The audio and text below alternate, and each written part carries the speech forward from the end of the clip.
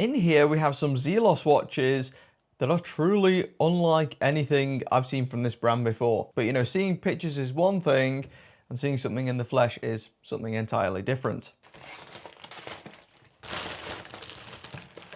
Here we go, it's the same box as the last one came in. So, yep, looks like there are two in here. And these two in particular are requested to look at because they, well, you'll see why. These watches are going to be linked in the video description. Let's delve in. Hubba hubba.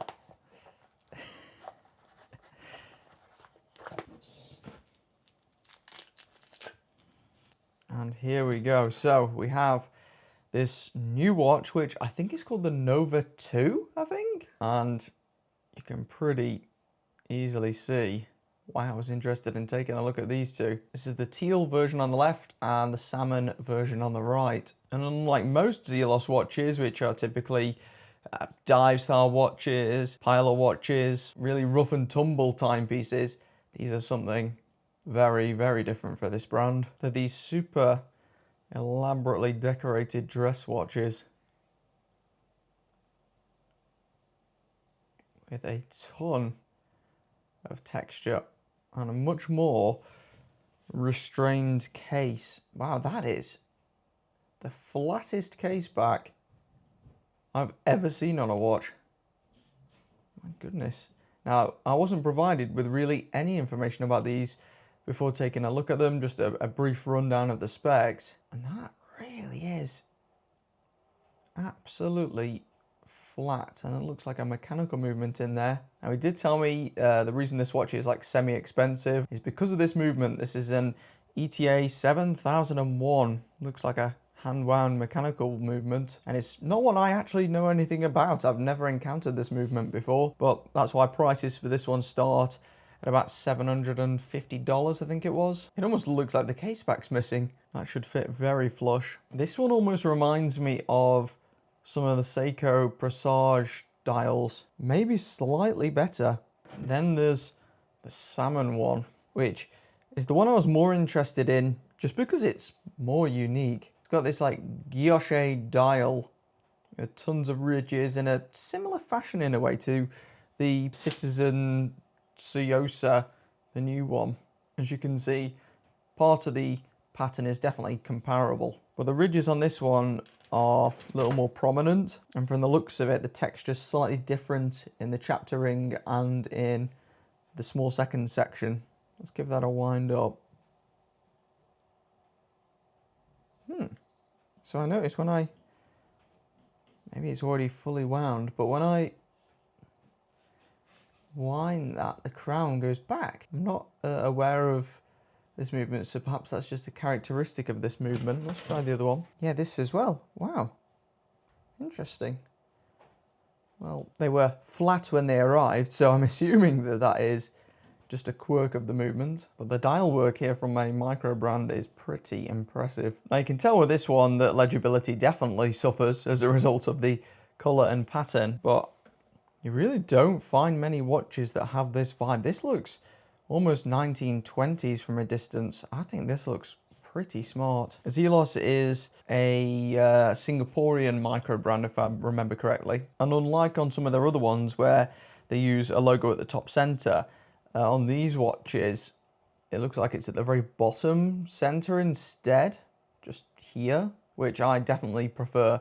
I'm going to be honest, I've never kind of loved the look of the Zelos logo or some of the silver detailing on a majority of their watches, but this is a much better layout. This looks great. Boxed sapphire crystal. Let's take a closer look at that.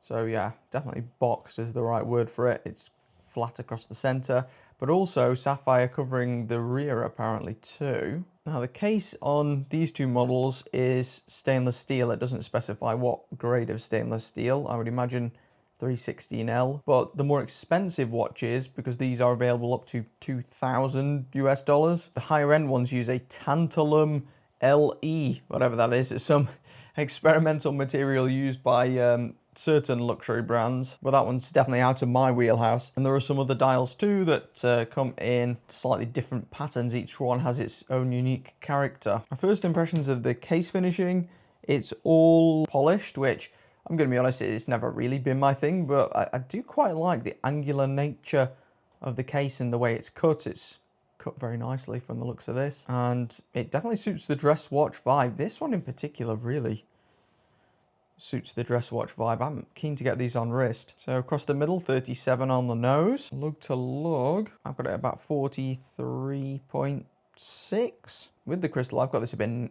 thinner than they said. I've got it about 8.9 here, and they said 9.2. And without it, it is very, very thin. 7 exactly. That's definitely one of the thinnest mechanical watches I've ever looked at. I mean, look at that. The straps here are both Horween branded leather.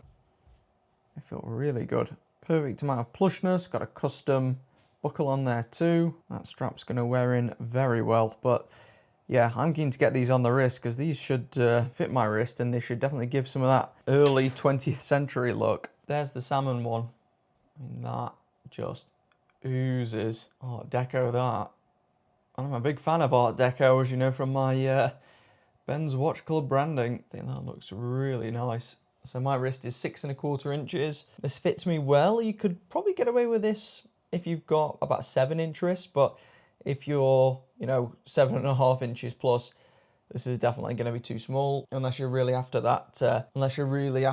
Small watch vibe. Now, one thing to bear in mind here is I'm already on the last hole of this strap, but given the small size of the watch, it just seems a bit unusual that I should have to use the very final one. But overall, really good impressions actually, this watch. Let's take a look at the other one. Now, this is the one I think will be extremely popular. This definitely gives those kind of Seiko cocktail time vibes, but to an even greater degree. This also reminds me to some degree of the Vario Empire, I think it is. Vario is also another Singaporean micro brand, and they've got a 1920s themed dress watch with a textured dial that's somewhat similar to this. That one I would say is also their best looking watch respectively, and I think this is definitely the best looking Zelos I've seen.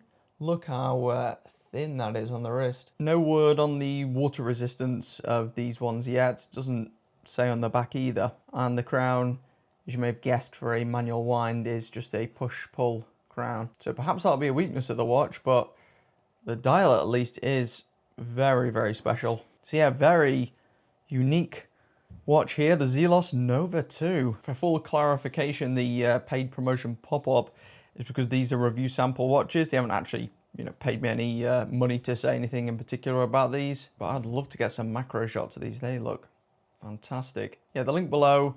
Let me know what you think. Did you ever expect to see anything like this?